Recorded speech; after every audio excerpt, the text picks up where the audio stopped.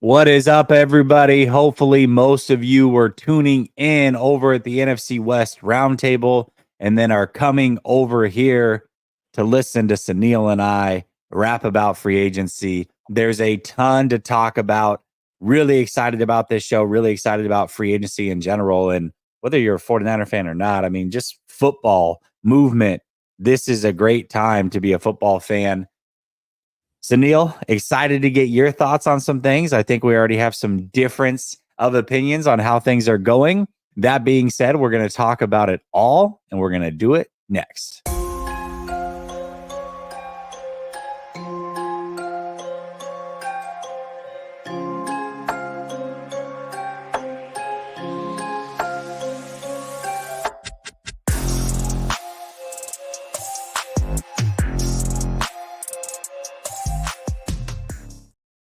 All right, welcome back to Last Second Sports, where we are giving you our take down to the last second. And it's Tuesday, which means I got my guy, So Real, Sunil, in the building.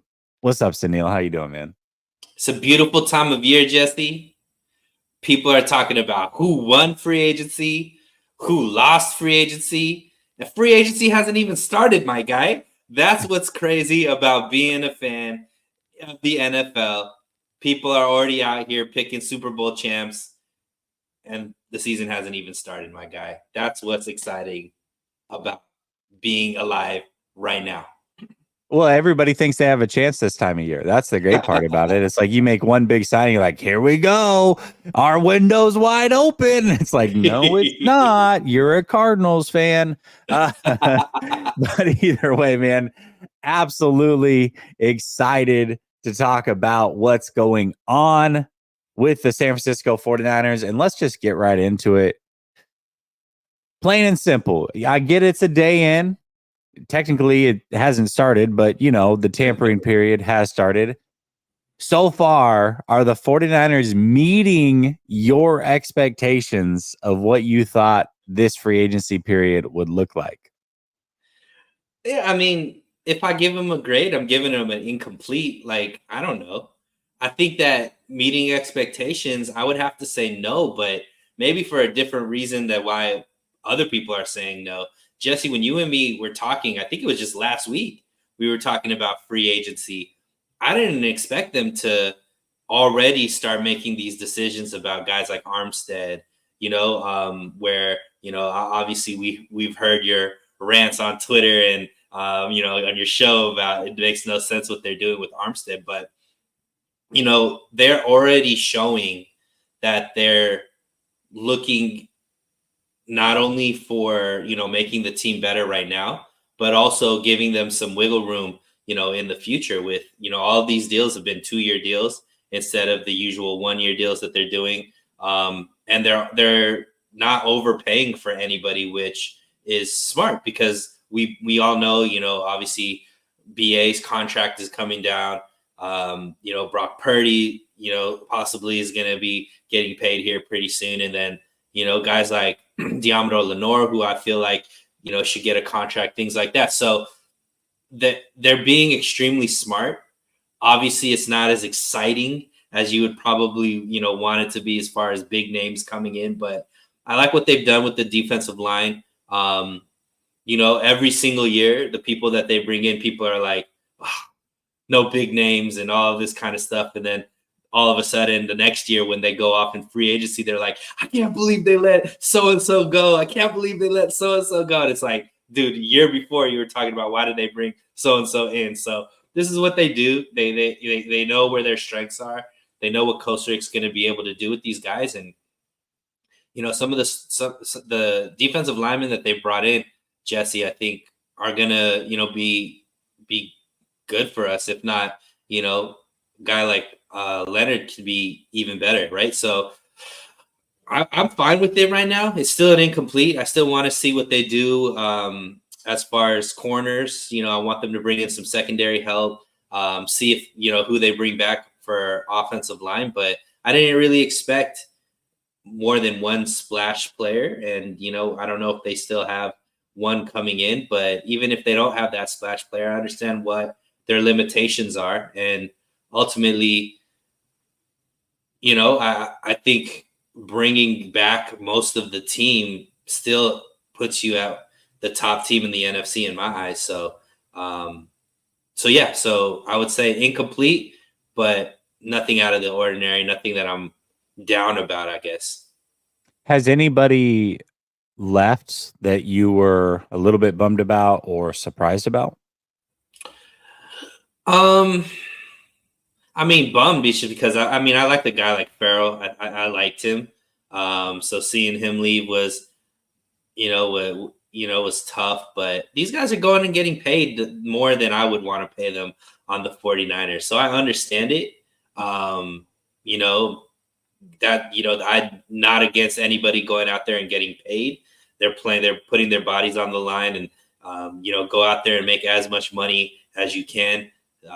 These teams aren't loyal to you, so just stack up your money, pay, make sure you set you and your family's life up for as long as possible for as short of a career these guys have. So I'm all about it. I know, player movement and whatnot. Armstead, we still don't know if he's leaving or not. There's conflicting reports of what's going on with his contract. But when he leaves, obviously, him being such a big leader for this team is going to be sad. But also, he's somebody who I think, is not as good as the money we're paying him at this point either. So it makes sense. Yeah, I mean, it doesn't make sense, but but he's not as, I get it. He's not as good as the money they're paying him, but they're going to pay him whether he's here or he's not. So for me, it doesn't make sense. But that being said, I look at what the 49ers have done. I'm really not mad at any guys that they've brought in. A little bit disappointed they didn't get like a Daniil Hunter. You always fall in love with a guy in free agency or the draft or whatever. Usually you don't land those guys. So looking at what Daniil Hunter went for, though, today, I had to throw it out there on Twitter, and I'm going to say it here. You look at the three guys that the 49ers signed, they signed all three of them for the price that they got Daniil Hunter for. So in hindsight, it's like, yeah, I mean, I would have loved to have had Daniil Hunter, but at $25 million, absolutely not. It was never feasible. And getting some depth pieces was extremely important for this team. They had to make up for what they're going to lose in free agency. And also, trying to add depth to this team and this line, you can only spend so much money on big name guys if you want depth. And I think that 2019, depth was huge for this team. And it had really been up through, I think this year was the first time you saw a little bit of a fall off in the depth, and it cost them a little bit at times. And so for me, getting that depth is extremely important. I'm not mad at any of the guys necessarily that they signed. I know they're not big names, but for the most part, they're getting younger. For the most part, they're getting healthier. And so I think it's fine what they're doing. Not disappointed overall, but not meeting my expectations, I guess, based off of what I had hoped was going to happen coming into it. But to your point, still very early. Technically, it hasn't even started. Right. So, yeah, I mean, And other there's than still the a lot of Armstead great. thing, that's like the one thing for me that I'm like, dude, I don't get it. And people try to explain it or try to make sense of it for me, and nobody's been able to change my mind. So I don't Yeah, know. I mean, to me, I think it's just the loyalty thing that the 49ers have shown. And what I mean by that is guys that are tenured with the team, they tend to do what's right by the player type of situation. So, I think they went in, they needed him to take a pay cut. He obviously didn't want to do that. Maybe he feels like he can make more on the open market. So they're allowing him to have that chance. And I'm guessing this is absolutely obviously no reports or anything. Maybe they have like a handshake deal that, hey, if you don't see on free agency market, what you're looking for, maybe we could come back and you could do the pay cut type of thing and we keep you on the team longer. So that's the only thing that it makes sense to me is this is just only out of loyalty to Armstead for what they do. Because you've seen them do that with other players, let them kind of go test free agency, not franchise them, things like that, even though it was in what's best for the team. They kind of want to create that culture that, hey, we're players first. And it's led to a lot of players loving playing here, but I guess I don't know where you would stand on that. Yeah, I mean, I don't mind them doing that, I guess, to a certain extent, but here's the way that I see it. He's in the final year of his deal. He's getting paid a lot of money. Yes, he didn't want to take a pay cut. I understand that from his point. The flip side of that is you're in a win now window that is rapidly closing. Like, I think that we can agree, at least with this team as it sits, the window is closed after this year. Now, that doesn't mean they can't bounce back in 2 years and get there again and kind of retool on the fly. But with this team and the main cast of characters that we think of, this is likely it. Maybe last year might have been it. We might be stretching it now, but they still have a chance, at least on paper, it feels like that. Eric Armstead brings enough value to where you just make him write out his contract. I mean, this is a harsh business. This is a cold business. It's not like he's getting underpaid to be here. He's getting overpaid to be here. So make him ride that out. If he's not willing to rework the deal, that's fine. I understand that. That's the business side of it on his side. Well, on the 49ers side, guess what? We're trying to win a Super Bowl. You're good enough to still be here versus not paying you a ton to not be here. That doesn't make any sense. So make him write it out. That's the way that it should work. I don't know. Yeah, I mean, I completely agree, but I tend to trust this front office and trust, Kyle, obviously. So there's got to be a reason for it. I just don't know what that reason is, Jesse. I'm with you on that. I mean, and Alex, I listen, and I appreciate your comment because a lot of people have this sentiment. By the way, I agree. But the problem is that I wish they wouldn't have reworked his deal last year so that he was a true free agent this year and we could just be free and clear. But Alex, they're paying Eric Armstead regardless of whether he's on this team or not. So is he not good enough to be on this team at all? You're saying that it's better off to pay him his salary to not be here than to be here for one more year versus replacement level defensive tackle that you're going to get for $3 to $5 million on the open market. You think that player is better than Eric Armstead? Like, it's just worth it to give up his roster spot because they're paying him no matter what.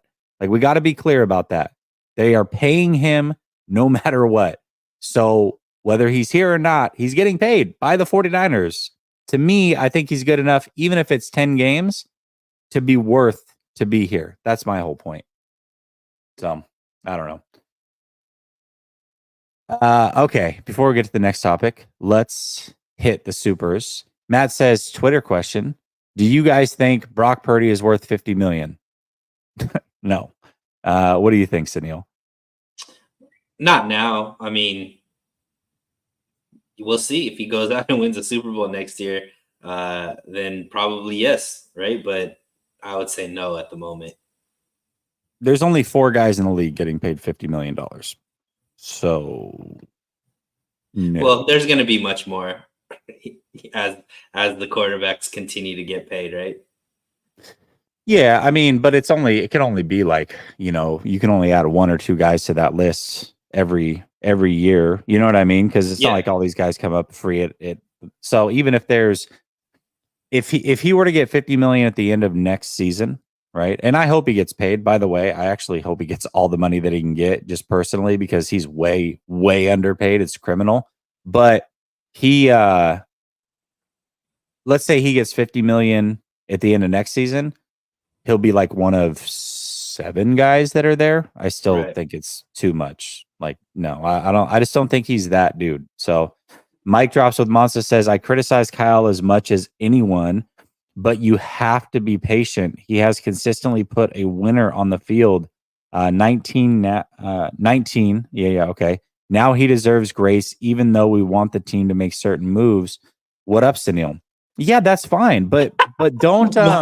No, this is funny, Jesse, because Monster's been going at me on Twitter about Kyle Shanahan, and so this is like completely 180 that he's doing. So I think he's either trolling or I don't know what's going on. It's really messing me up.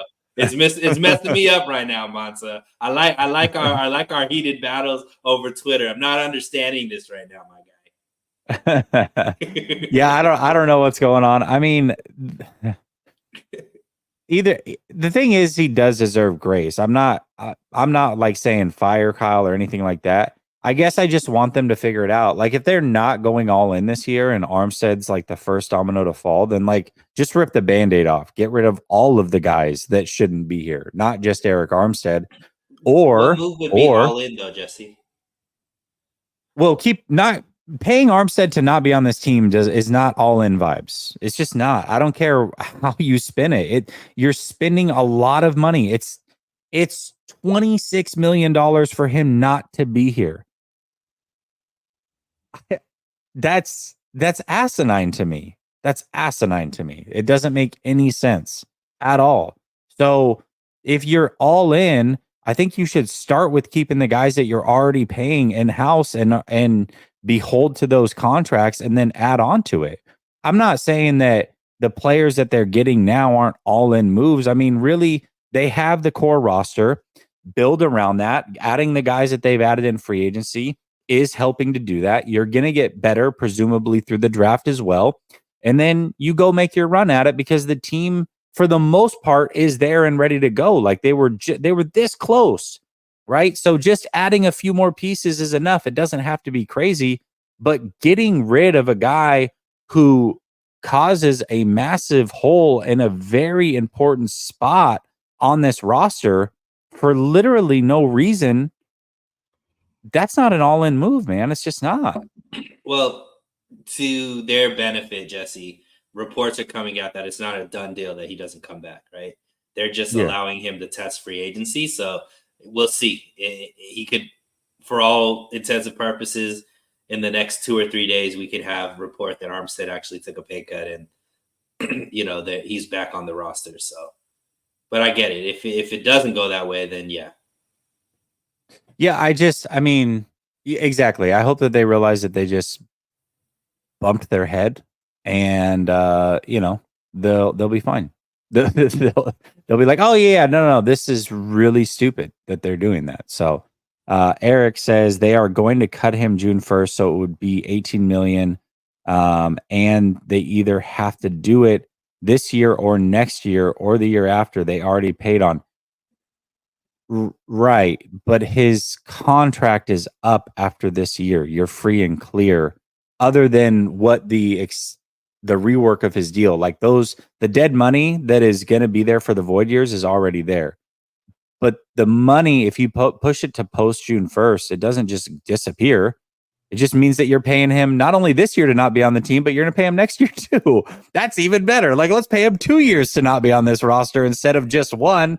I don't know, man. I don't pretend to be an expert in the salary cap, but I've definitely done enough homework to know enough and hold my own in these conversations. And not one person has been able to tell me why this makes sense. Alex says Jesse requested to be released. Did he though? Or did they go to him and say, hey, we want you to take a pay cut? And he's like, no, absolutely not. And they're like, well, then do you not want to be here? Because we're going to release you. And he's probably like, well, yeah, if that's the alternative option, then release me. But I'm getting paid a lot of money. Like, I'm fine to write out my contract. So if he doesn't want to take a pay cut, that's great. But again, you don't have to do him any favors. He can request all he wants. This is a business, man. This is a business. Keep him. Make him write out his contract. If you're paying him anyways, make him stay here. Who cares, man? Like, these are the decisions you have to make. Matt says D'Amico start versus Kyle start. D'Amico Ryans over Kyle Shanahan, in my humble opinion. Yeah, I mean, I don't know. I think he's done a really good job. He just found the quarterback. That's the hardest part in the world, is finding the quarterback, and he found his. Shady Luke says, God, I love Howie Roseman, bro. Won't watch the ship sink. Eagles are not dying the way that I had hoped that they would. I'll say that. Mike Thompson says, not trolling, serious. You misunderstood me earlier. Okay. Hey, appreciate that, Monsa. I do enjoy our conversations on Twitter, so keep it going. Matt says, if he isn't designated post-June 1st by 4 p.m. Eastern tomorrow, then they are reworking on it with him. But yeah, hopefully that's the case. Shady says, but as long as they're not like extending him or reworking the deal to where they got to pay him more money later, absolutely not. Shady Luke says, I'll be extremely disappointed if Lynch and Shanny don't draft an offensive lineman high. Be responsible, protect Brock. Completely agree. Completely agree. Brother Bob says to Neil, so Purdy is not worth 50 million because no Super Bowl? No, I'm saying if he wins a Super Bowl, then it'd be hard not to pay him whatever the top line contract is. To me, my hesitation with Brock Purdy is, unfortunately, I don't know. There's no way really to see it until you pay him, really, because is he elevating the players around him? Is he being elevated by the players around him, or what is that balance? Because Brock Purdy is great. You could tell he's making plays and he does things that are unique that put him in one of the top starters, I believe, in the league. 50 million though means that you're forever saying that you're going to have weapons around him, like we're seeing Pat Mahomes have. Can Brock Purdy's offense look the same if he's having rookie receivers, kind of guys who are journeyman receivers, things like that? I don't know. So to me, I was just saying, if he wins a Super Bowl, obviously things change, because at that point you can't say, "Oh, you took me to a Super Bowl. We want a discount though, based off of what the top quarterbacks are making." At that. That's my only point. Don't be trying to make this a Kyle conversation, brother Bob. Relax. Relax. Matt says, if you're going all in for this year, I think I'd rather have 18 million in cap space post June 1st release than Armstead. I'll listen to it, but what are you going to do post June 1st? I mean, everybody's already signed. Deals are already done. The money, Eric Armstead is free to sign wherever he wants, but the 49ers don't see that money until post June 1st. So what are you doing with that money after June 1st that is overriding Eric Armstead? That's the question. So I'll listen to it, Matt. I will. I just don't I don't know who you're getting post June 1st that makes it worth it. Brother Bob says, so Super Bowl is the benchmark for QBs, not head coaches. Interesting. You knew exactly where he was going. Brother Bob clearly doesn't listen. Too predictable. Hey, hey, I really hope your clients, you listen better to your clients than you do to me when it comes to these arguments, my guy, because sheesh. Golly, that's so funny. All right. Now we asked the question, are the 49ers meeting expectations? And it's still very, very early. So now the question is this: do you believe that the 49ers have a big move up their sleeve before this free agency period is over? And that could be through trade. Doesn't necessarily have to be through free agent, but let's just say before the draft, do they have a big move up their sleeve that is going to happen, in your opinion? Yeah, I do believe that there is going to be a move that's made that gets us all excited. Potentially for me, it's going to be in the secondary. There's a lot of good cornerbacks that are free agents, and there's also some really good cornerbacks that seem to be available through trade. I think that the 49ers do pull the trigger on something like that, or along the offensive line. I don't know who would be that move, but to me, I do think that we haven't had an offseason where they don't at least make one splash, Jesse, whether it be through trade or bringing in through free agency. I just don't expect them to stop now, especially when they've been getting so close, right? Yeah, it's interesting because I thought that the 49ers would make a big move. I guess it just depends on what you constitute a big move. I think it's going to have to be through trade, whatever it is, for a younger, cheaper player that is a good player but still cheap at this moment. That's the one way that I think a big move is possible. I don't know that it's possible through free agency just because of the money that's available and everybody who's already been signed. I don't know that big move can happen through free agency. So if it does happen, I think it's going to happen through trade. I will say this. I know the 49ers have been very active on that front. They've been making a ton of calls. And so I've got to think that they're going to keep pressing until they get something done. So, yeah, I'll go with it. I think they make a trade of some sort, a big-ish move that kind of gets everybody back on board with how the offseason's going and reels everybody right back in. So I got to believe that the 49ers know that what they're doing is not enough. It's not it. Like this is not winning you the Super Bowl. And really the money that you have available is more moves probably like this through free agency. You're going to have to make a trade for a younger, cheaper player that's an impact player that eventually you will have to pay, but is maybe a year or so away from that. So I'm going to go with yes as well. But I think it happens through trade. That's my prediction. Yeah, I mean, look, the way Bosa's mom has been posting things, and we know what she wants the 49ers to do, but I don't that to me is not a big move. That to me, I think would be a mistake. yeah, Personally. I agree. I think that's more name than benefit, obviously. And it wouldn't make sense with the trajectory of what the 49ers have done this offseason, for better or for worse, whether you like the moves or not. One thing that's consistent with the guys that they brought in, Jesse, they're durable.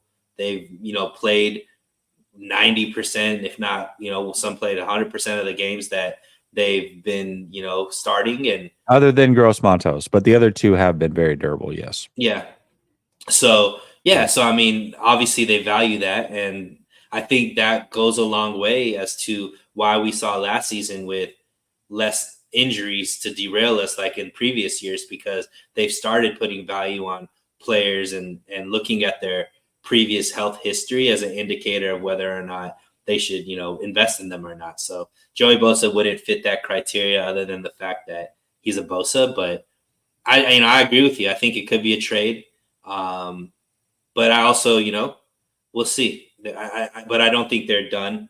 And I do think there's something exciting coming down the pipeline. I sure hope so, man. I really do. I want something to get excited about, because this is if this trend were to continue, I would be worried about how this season's going to go. But I don't think it's going to. I think it's early. I'm not down by any means. I'm just saying, if this is the trajectory, I don't know if I would even pick them to win the division. That's just being real. So I got to see something. I got to see something shake. Brother Bob says, yes, I tell my clients when they don't make sense. And then Shady Luke says, Niners fans talk huge names with corner names. I think your guy's best shot is realistic is Asante Samuel Jr. I like Asante Samuel Jr. That wouldn't be bad, especially if you don't have to pay him like huge money. He'd be Asante Samuel Jr., Mooney Ward on the outside, and Demo in the nickel is a really good cornerback room. But I do think that they'll go with somebody bigger. I think Greg Newsome's the guy, man. That's still the one I'm holding out hope for, and he fits the criteria, because you're going to probably give up a second. You are getting a young guy who's a year away from having to be paid, so he can fit the timeline as far as helping you win. He fits the timeline as far as when he needs to be paid. And Newsome or somebody like that, somebody in a similar situation as Newsome, that's a move that they have to make. So we'll see. Hopefully that's a move that they can make still. Okay. So we talked about the 49ers, and not a lot happening with the 49ers, as much going out as what's coming in at this point. But we're also fans of the NFL, and how some of these moves are impacting the 49ers, I think, is also very important. There are moves being made around the league that aren't made by the 49ers, but are impacting the 49ers. So do you feel like there are teams currently that you're looking at that are closing the gap a little bit on the San Francisco 49ers? Yeah, I mean, I hate this question because there's still so much going on to really make a good judgment. But as of right now, as of before the season has started, based off of what Ian Rappaport and Adam Schefter have told us on Twitter, I mean, there's definitely teams that are getting better, where the 49ers still haven't figured out their whole roster. I think Green Bay has been making some good moves. Detroit obviously has been doing some good things. I think the Eagles are obviously are always going to be tough.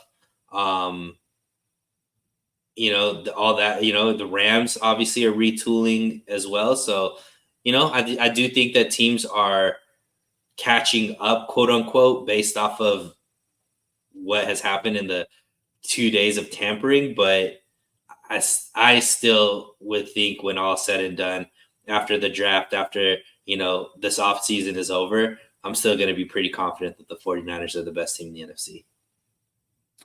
Yeah, I think that I think as of now, there certainly teams are closing. I mean, teams are getting better. The Eagles have gotten better. Although I still got to see it with them before I really fully believe it. The team for me that I've looked at, the two teams I was keeping my eye on the most coming into free agency were the Rams. Clearly got better, and they spent money where they should, which was their secondary and their offensive line. So that's a team that I was looking at. They got better. And I believe that the Lions got better as well. They needed to attack the secondary and get an edge rusher. They did both of those things. Now, Davenport's not probably a guy that they're going to look to start, but it does help depth-wise. Maybe they'll look to fill the rest of the need in the draft, or they still have some money left in free agency. We'll see what else they do. But they did address the secondary, bringing in two different guys. And so the Lions certainly have closed the gap as of now, and the Rams have closed the gap. And the biggest thing that you have to look at is winning the division first. Before anything else, can you win your division? And the 49ers certainly are in a spot where they can win the division. Like, they've been winning the division, but the Rams are coming, man. They're right there. And I don't know what this move is. So I wish I could tell you. I don't even know if it's good or bad for the Rams. But what I do know is Jake Ellenbogen. If you guys aren't familiar with him, he is a Rams content creator. He often breaks news before it happens with the Rams. He's told me some things behind the scenes that eventually have come true that he's been willing to divulge. What he said today on the NFC West Roundtable is that a massive move is about to happen with the Rams. Again, that could be Donald retiring for all I know. That would be a massive move. But the way that he grinned afterwards, I didn't like it. And so I would look out through the end of this weekend to see if anything happens with the Rams, how massive that is. But yeah, I mean, if they're continuing to make big moves and we know that they're wheelers and dealers, they have a ton of cap space. That's a little bit worrisome. What is going on with the Rams? I don't know quite yet. But if it's a big move and it's a positive move, that could get a little bit scary. But as of now, I think the 49ers certainly can still win the division. That's the most important thing. And then we go from there. But teams are starting to close, and the 49ers can't stand pat. They've got to make a move, and I believe that they will. We'll see. Yeah, and I mean, also the 49ers usually have one of their rookies or young players from the year before that step up and play really well. And there's some guys that are poised to at least step into a bigger role. And we know that the 49ers are good at developing these players. So you got to have faith in the process, faith in the system. And I know a lot of people think it's just cake to get to NFC championship games year after year and get to Super Bowls multiple times. And it doesn't mean anything unless you win. But, not many teams are doing what the 49ers are doing as far as dominance in the NFC. So I have faith that they know what they're doing. Yeah, absolutely. Well, we're gonna find out, aren't we? I mean, we're gonna find out for sure. Matt says, do what Pittsburgh and Carolina did, swap players in a late pick, Debo. I actually like that trade. That was a cool little trade for both of them. It made a lot of sense for both of those teams. The Steelers moved up a little bit in the draft. They got themselves a corner. They shipped a wide receiver over to the Panthers, who got a later pick as well. That was an interesting way to go about it, and that was kind of a fun one. So I like it. I mean, it depends. What's out there for Debo? What's your idea? I'm willing to listen. Brother Bob says, talking dead cap or Eric has guarantees in 2024. I guess I'm confused on what you're talking about, but either way, there's a dead cap hit if they let him go. I mean, they owe him the salary cap is $28 million. They owe him around $18 million if he stays on the team. Now, if he leaves, they don't have to pay him the $18 million, but they're still going to take a cap hit near that $28 million at around $26 million. So no matter what, you're basically eating the cap number, whether he's here or not. Now, Jed York saves money. That does nothing for me. I don't care if Jed York saves money. He's a billionaire. Shady Luke says, keep sleeping on the Packers. Yeah, I'm not sleeping on the Packers. I like what they've done, but they've got to make some moves to beef up their offensive line as well. I mean, they basically traded Aaron Jones for Jacobs, which I think is a slight upgrade. Okay, I'm fine with that. But losing Bakhtiari, which he didn't really play last year anyways, that's not a big loss. But they did lose a guard as well, and a very good guard. So they need to replace him before I'm really excited about what the Packers are doing, or I should say worried about what the Packers are doing. Young team, they got some moves that they can make, but to me, they've got to go get some help on that offensive line. And maybe they do that through the draft. That's usually what they do. Maybe they go get that guy through the draft. And I know that they signed Xavier McKinney as well. That was a big move for sure. So I think they're this close to being better, but I've got to see him beef up that offensive line before I'm like, okay, the Packers really did something special this offseason. Matt says Lions just retooled their secondary. Absolutely. Yep. They've gotten better. Greatness 54. I'm a firm believer that if you get one or two players in free agency and then build through the draft, thoughts? Absolutely. You don't want to build through free agency. And that's why I have zero issues with the guys that they are bringing in. You need to build some depth. You need to replace some of those players that were on their way out. But definitely, the draft is absolutely the way to go. If you want to keep winning long term, you have to hit on some of those. Matt says Debo in a 4th for Newsom in a 6th is my choice. Oh, done. Tinker says Aaron Jones for Jacobs. To me, that was ludicrous. Luda. All right. Fair enough. All right. Adam Peters. This one's interesting because we talk a lot about Adam Peters. And I remember the last conversation we had about him was we just don't know what he brings to this team. Okay. We don't know. We assume it's good. We've heard good things, but it's not like we know for sure what his impact was on this team. What we have seen, though, is a little snippet, though, of possibly what it is. We've seen the players that the 49ers have signed and the types of contracts they've handed out. And we've seen the players that the Commanders have signed and the types of contracts that they've decided to hand out. Are we starting to see a little bit of the Adam Peters effect? And I'm not even saying it's a negative that he's gone, but just are you starting to see maybe how some of these contracts are worked and the players that are being brought in and like, oh, okay, that's kind of what he brought to the table, or is it just still too early to tell in your opinion?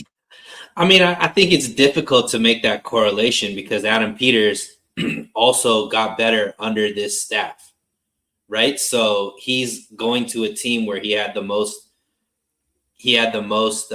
cap space. He has high draft picks, and he's starting from scratch, right? Whereas the 49ers, he wasn't necessarily that decision maker when he was in that same situation under the 49ers, right? That was John Lynch and all that. So he's been able to learn what works, what doesn't work. And, hindsight is 2020. I'm sure if John Lynch had it to do over again, if Kyle Shanahan had it to do over again in 2017, they would make different decisions if they could go backwards.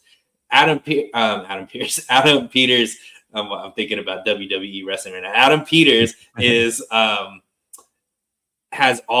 starting from scratch with all the knowledge of being a part of a roster build that has led to multiple NFC championship games, multiple Super Bowl appearances, and knows, is able to pick and choose what's the good things and what's the bad things with from having the cover of not being the quote unquote decision maker. So to me, you got to give him credit. I think he's doing a wonderful job with Washington. I think he's bringing in really great players. I assume that he's going to have an amazing draft as well. For the things that we did hear, Jesse, like drafting was one of the things that he was really good at, finding good talent and things of that nature. But to me, I think it's unfair to just put up what he's about to do versus what Kyle and Shanahan did in 2017, much like how people are trying to do what D'Amico's doing versus what Kyle Shanahan did. Like all of these guys had the benefit of of being able to learn under this regime with the 49ers. And we're not saying that mistakes weren't made, but they don't have to necessarily make those same mistakes. So they're getting the benefit of taking all the great things that this organization did and then, leaving out maybe the mistakes. So to me, I don't want to take away anything from Adam Peters. I just think that it's unfair to make the correlation just because they're not starting from the same spot.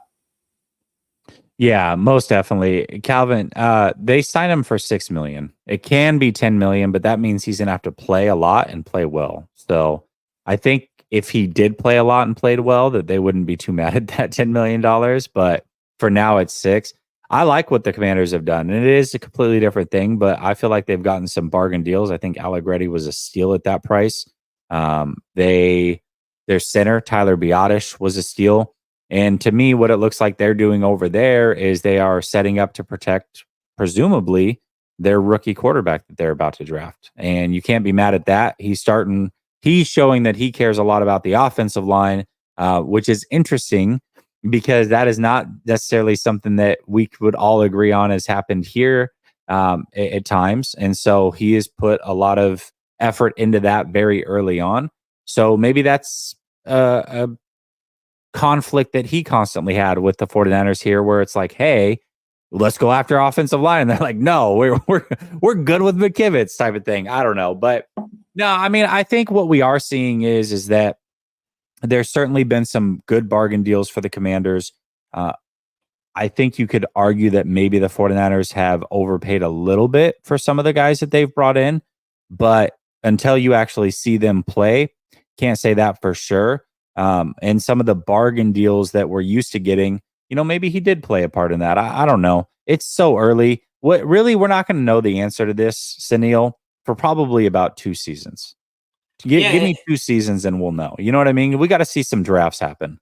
Yeah, and I mean, Kyle Shanahan Shanahan and Lynch are also dealing with the fact that they're all, there's more and more people looking for the same player because they're bringing in similar systems, right? So it's more competition. It's more, obviously they don't have the same bankroll as, some of these other teams right now. They can't offer starting jobs or, they can't offer the same things because they already have a built roster. So there's other pitches that Adam Peters can do right now that the 49ers can't do.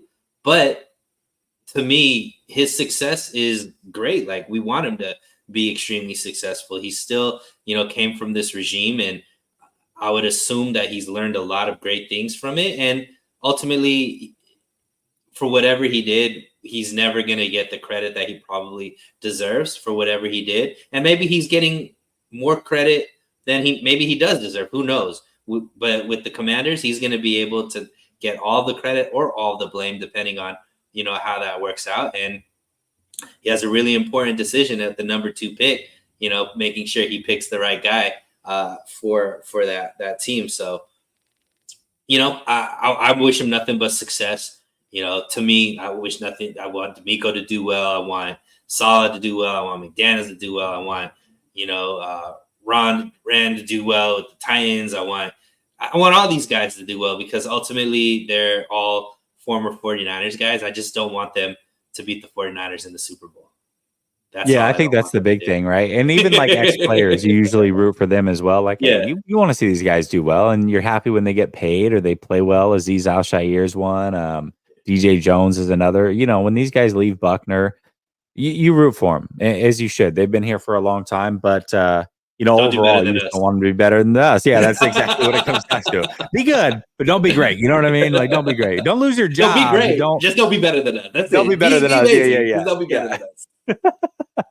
Absolutely. Especially if they didn't leave on bad terms. If they left on bad terms, then it's like, okay, well, listen, I don't know if I can root for that, but which a lot of people don't. I mean, there's a handful of people that you could put into that. Most people leave on really good terms with the 49ers under this regime. Why? Okay, let me ask you this before we get to the next topic. Just NFL, not necessarily 49ers. It's not going to be 49ers. Your answer can't be with 49ers on this one. There's no way. What is the biggest shocker move that you've seen across the first 2 days or so of the free agency period in the NFL? Biggest shocker. I don't know if it's just one move, Jesse, but what Houston is doing to get Joe Mixon and Danielle Hunter, to me, is ridiculous. Plus, they brought in, other guys too, but those two guys, I think, immediately elevate that team. Giving a guy, you already found the quarterback there in CJ, and giving him an even better running game than what he had the year before when he had his ridiculous season. And then, adding to that defensive line that already was pretty good with a guy like Danielle Hunter, with what we know D'Amico could do with that defense, giving him more studs. To me, that's their offseason has been amazing. Yeah, it has been really amazing. Man, Saquon Barkley of Philly shocked That's a me. big one too. Yeah. That one shocked the hell out of me. Henry to Baltimore didn't. I mean, that's kind of been talked about for a while. Although I think it was an awesome move. No, it is a huge. No, it's definitely a huge move. I don't want to like undersell it, but as far as like the shock value, it didn't really shock me that much. I think Patrick Queen to Pittsburgh shocked me a bit as well. Yeah. In their division as well. The amount of interdivision is crazy. Like, was it Aaron Jones going to Minnesota? That's wild. Right. Geno Stone left the Ravens and went to the Bengals. Yeah. I think the Giants have made some, getting Brian Burns, and it looks like I read they're going to cut Daniel Jones. So who knows what they're going to be doing at quarterback? Maybe Justin Fields goes over there. I don't know, but it's interesting, man. You're starting to see the cap affect teams, right? For everything that the 49 people are, complaining about the 49ers, a lot of teams are going through tough decisions and losing really productive players because they can't. Aziz to the Texans as well. We forgot about that. Yeah. God, dude. Yeah, they're beefing things up over there, bro. That's crazy. Mm-hmm.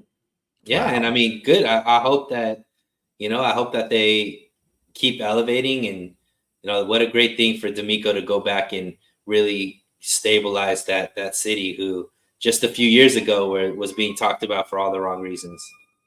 Yeah, and I could see them drafting offensive line or wide receiver in the first round, which either one would be huge for them. So, yeah, man, that's absolutely crazy. They've been making a lot of moves, a lot of good moves. So, yeah. What's up, Terry? And he says, Jesse and Sunil, are you both comfortable with Brandon Allen as QB2? Absolutely not. I hope that there's something else there, because they're going to bring in another quarterback. They're going to bring in somebody and draft somebody. Yeah, that's yeah. Hey, bring in Danny Dimes. I'll take him as a backup if he gets cut. Yeah, especially if he's cheap. You know what I mean? Like, he'll probably take the minimum because he's getting paid all that from the Giants. So yeah, absolutely. Shady Luke says Giants D line is going to be a nightmare to face. Yeah, man. Thibodeau and Burns. Dave Barclay says, I think all of Kyle's coaches are better than him. Okay. As proven by they've all left. And all he did was just go to the Super Bowl without them. So wild.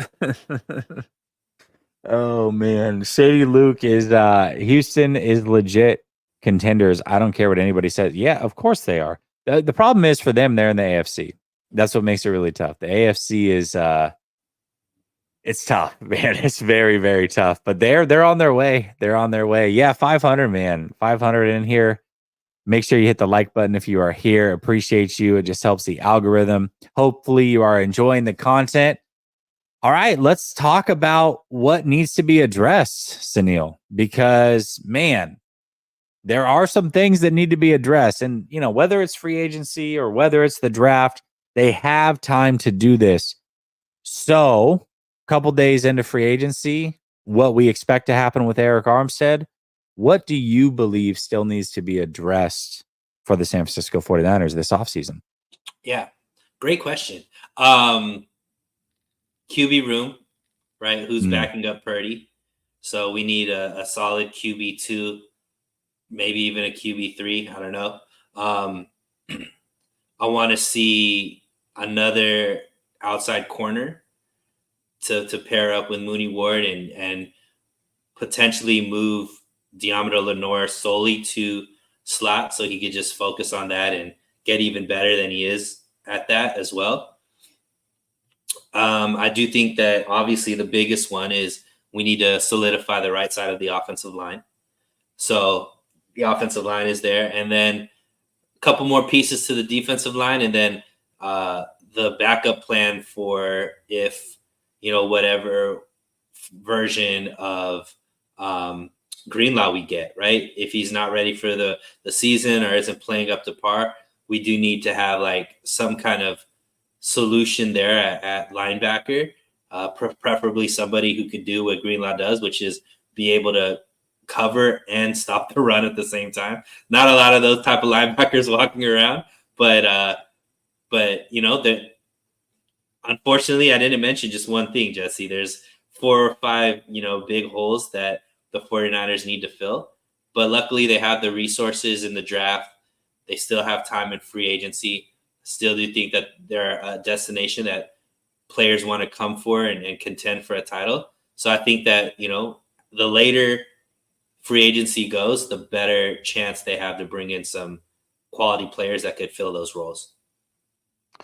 Yeah, absolutely. I mean, I feel like the needs really haven't changed, oddly enough. If anything, they added more through the defensive tackle needs because they lost Kinlaw. Givens is still not coming back, it seems. And then Eric Armstead, you've decided to move on from, presumably. I mean, we'll wait. We'll see tomorrow for sure. But that seems to be the case. And if that is the case, then you've kind of created more needs a little bit, I think, on this team. But I think the major needs, the right side of the offensive line, second cornerback, those are the things that really needed to be addressed and still need to be addressed. And I think that the smart money is maybe a trade for a corner and then drafting offensive line. And if they can do those things, man, I would be ecstatic about the offseason. So that's what I'm holding out hope for as they move forward. But this is a really good question. And this is a total prediction. But is McKivitz the starting right tackle in week 1, Sunil? As of today, you would say yes. Yeah. They would have to be able to move up in the draft to be able to find somebody that could beat McKivitz in week 1. So I don't know. I think it's going to be hard to move up in this draft.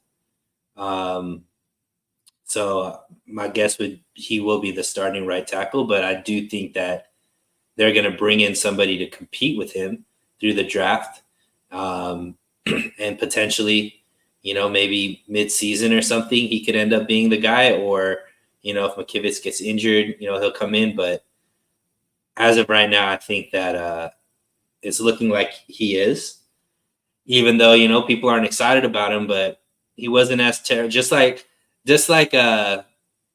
McGlinchey. He wasn't as terrible as people said he was.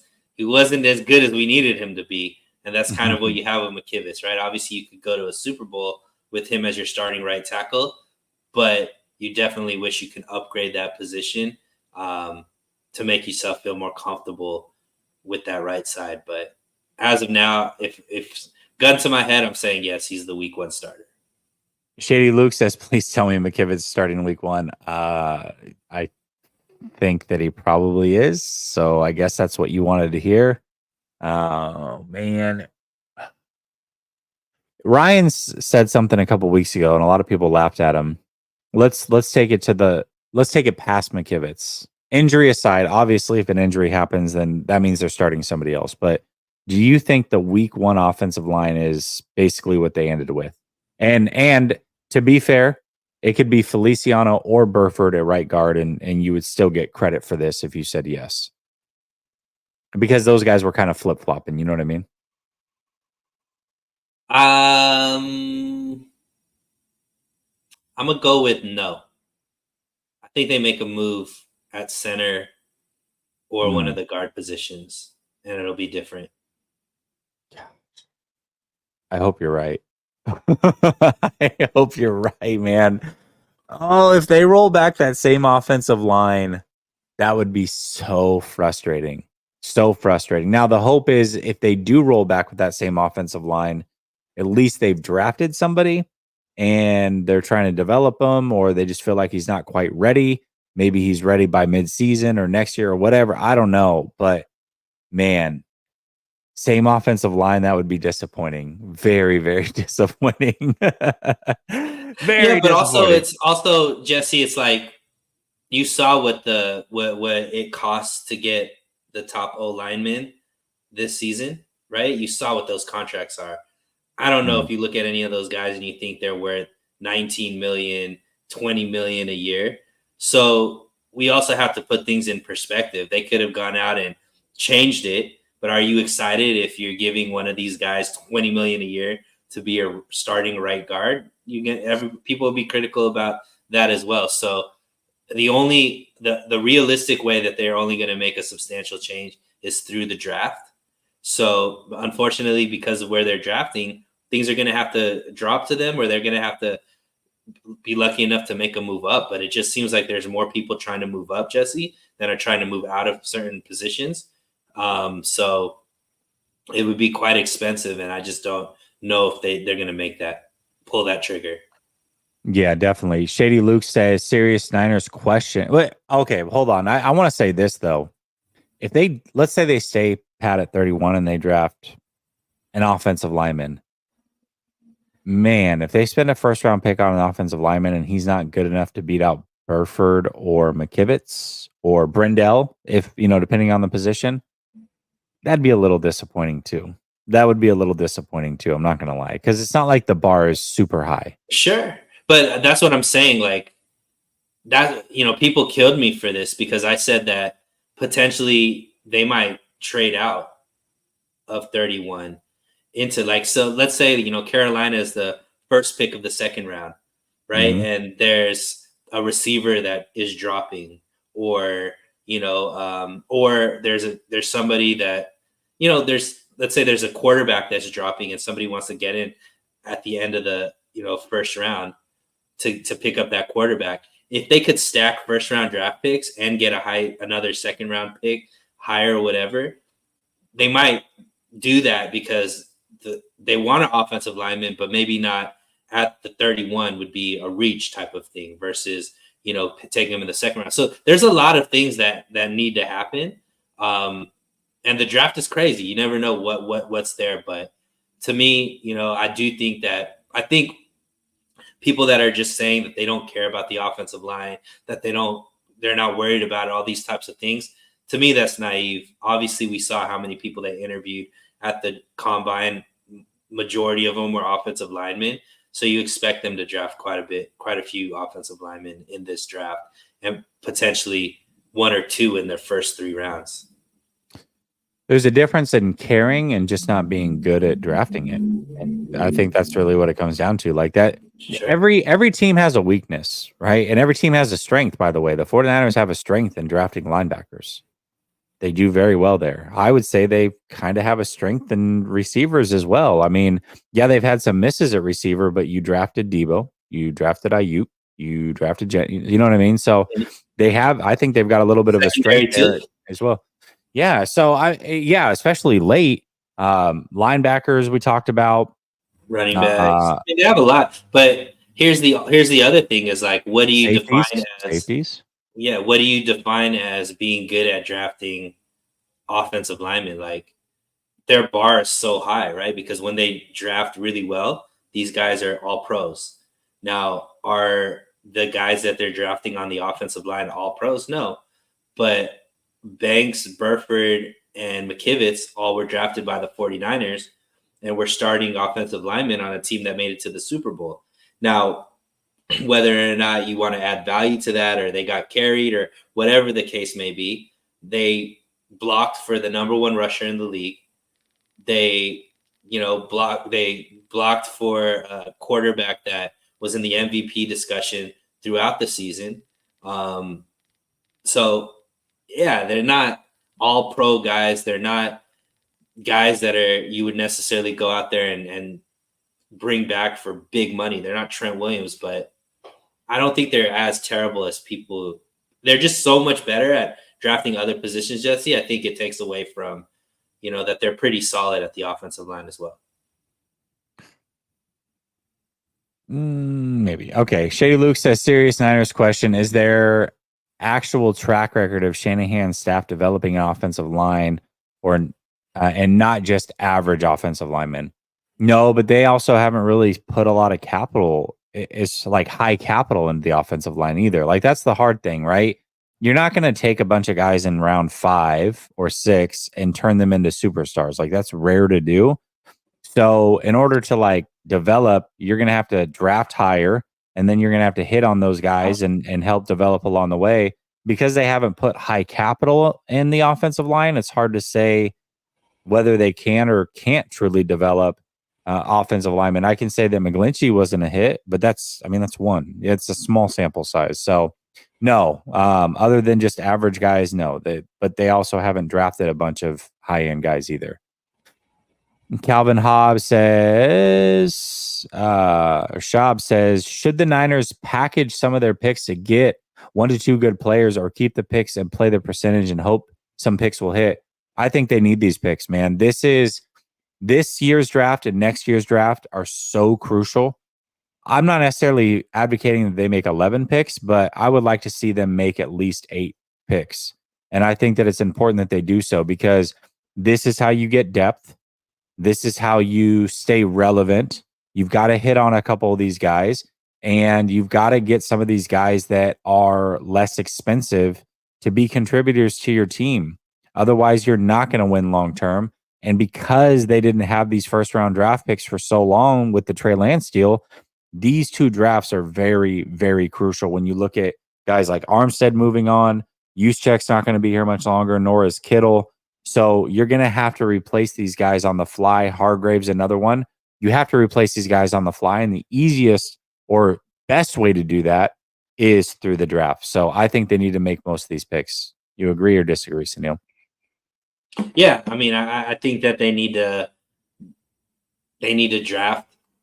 I think it's not smart to just pick 1 or 2 players and hope for the best. Like, drafting, no matter how much of a science it is, it's also a crapshoot. So you want to kind of give yourself as many chances as possible to hit. And we know that the 49ers, once they have a good amount of chances, they hit. They'll probably pick an all-pro out of this draft class. And this is the first time that they have a first-rounder in quite some time. So it'd be exciting to see the talent that they get with the first-round draft pick as well. Absolutely. Dazza says, not being awful is not a ringing endorsement for somebody that you're going to have protecting your potential $50 million quarterback. That's true. Yeah, but it's true. I'm not saying that they're elite at it, but I'm also saying that I think a lot of people act like they're terrible. Like there's an in-between. Yeah, if somebody was to tell me, are they average at drafting offensive line, I wouldn't argue with that. But average isn't terrible. Average isn't elite. I agree with it. I agree that they could get better at drafting offensive line. I'm just saying that I don't think it's as terrible as people say it is. It's just they play in big games. So if an offensive lineman has a bad game or allows a meaningful sack or all these types of things, that's all that people remember. It's just like a cornerback. You can do 99% of the things right, but if you let that one play go for a touchdown and it is the cause for you losing a big game, that's all you're remembered for. You're not remembered for the other great game or the rest of the game that you played great at. I think this is a really good comment. Freddie Rose says, that just highlights Kyle's philosophy, cutting pennies, forcing tackles to play guard in the zone run. That is one thing that the 49ers have done pretty often, is they've drafted guys and expect them to play completely different positions on the line for whatever reason. And I think that has been, that hasn't worked out really too well in their favor. You know, if you're drafting a tackle, then have them play tackle. If you're drafting a guard, have them, or you know what I mean? Guard and center are kind of interchangeable if guys have snapped. But, even a lot of times, like you're drafting guys on the right side, you're having them play the left side. Moore was drafted to be a guard, yet he's only played tackle. So that is an interesting perspective. And I think that's actually a true one, because they've done that a ton. Zakel, I think they asked to play out of position. So a lot of these guys, they've done that for whatever reason. I don't understand it personally, but I don't know that it's worked out great for them either. Dave Barclay says, I want Bo Nix. Any possibility? Love this chat. Well, we appreciate you, Dave. We love you. But no, I don't think so. You're going to have to spend probably a second round pick on Bo Nix, maybe even a first, it sounds like, which I think is ludicrous. I would never spend a first on Bo Nix. But even a second is too high for this team. So no, I don't think that it's possible. Daz has become a new member. Appreciate you, Dazza. And then he says they are not terrible, but they're backups. What happens if Purdy gets injured? The season's over. Yeah, that's I don't even want to talk about that, actually. Coach G says big games call for big O-line play. Or just bear hug in the Super Bowl. I mean, apparently that's okay to do. Let's just start with there. Can we start with just bear hugging in the Super Bowl? Right. I think that Learn to plays get away very with well. holding. Learn to get away with holding. Yeah, exactly. Oh my gosh. Shady Luke says, sucks because college offensive line schemes really aren't helping develop some of these dudes. Need a good O-line coach. Yeah, and I think the 49ers actually have a pretty good O-line coach. And maybe that's what Kyle's doing here a little bit. He's done it with the defensive line as well, where he's like, hey, I'm not going to get you the most expensive guys, but work your magic because I think you're really, really good. And I don't know if that's what you want to do with the trenches. That's just me personally, especially the offensive line when you have a quarterback that you should be protecting. Yeah, and there's not a lot of the great offensive line guys are usually really high draft picks. And the 49ers just haven't had any high draft picks in, the last 3 years. Well, I think also, looking across the league, Sunil, you're starting to see where there's certain positions have log jams or are really loaded in the NFL, right? Like edge rusher is becoming a position that it's kind of a lot of them out there, So you've got edge rusher, you've got wide receiver, you've got safeties, you've got wide receivers, running backs, even to a certain extent. There's not a lot of great quarterback play. There's not a lot of great offensive lineman play. There's not a lot of great cornerback play. That the league wide is short of these guys. So if you can get one great one and some decent ones, then you're doing better than most, And so the 49ers are doing better than, at least a few teams out there. But for a team that's trying to win a Super Bowl, you got to pick it up. They've got the one guy and they've got, I think Banks is good. But the other three are replaceable. But it's hard, man. It's hard to have a good offensive line in the NFL unless you put all of your assets into it. And some of these teams do pour all their assets into it, and they have really good offensive lines. And so it's all in a philosophy on how you build your team. But there certainly is a shortage of good offensive linemen. There's a shortage of good quarterbacks, and there's a shortage of good cornerbacks. And that makes things really, really interesting. And when you look at it, and you look at the 49ers' two biggest pressing needs, you're probably looking at two of the needs that a lot of teams have, which is offensive line and another solid starting corner. I think you could probably look across most teams and say, oh, yeah, they could use some better line and they could use another corner. I think most teams kind of fall into that.